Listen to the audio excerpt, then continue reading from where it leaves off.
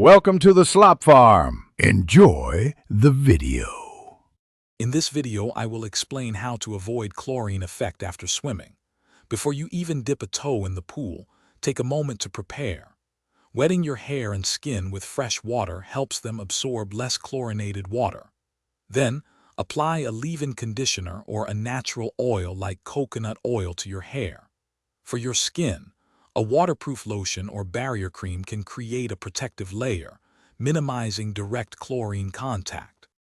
Once you're out of the pool, the clock starts ticking for chlorine removal. The first step is to rinse off thoroughly with fresh water as soon as possible.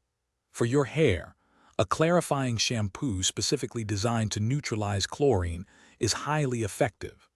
Don't forget your skin. Wash your entire body with a gentle, moisturizing soap to help remove any lingering chlorine and prevent dryness. After cleansing, it's time to restore moisture. Your skin will benefit greatly from a rich, hydrating moisturizer applied generously from head to toe. For your hair, incorporate a deep conditioning treatment into your routine at least once a week to combat dryness and damage.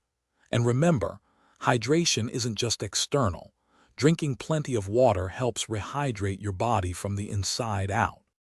For long-term protection, wearing a swim cap is a simple yet effective way to shield your hair from chlorine. Also, think about using chlorine-neutralizing products when washing your swimwear to extend its life and prevent fabric damage. And speaking of reading, if you love to dive into a good book, check out the new Kindle Paperwhite. You can find a link to it and other great deals in the description below. These steps will help keep you feeling fresh and comfortable after every swim. Thanks for watching. Consider subscribing if we helped you today.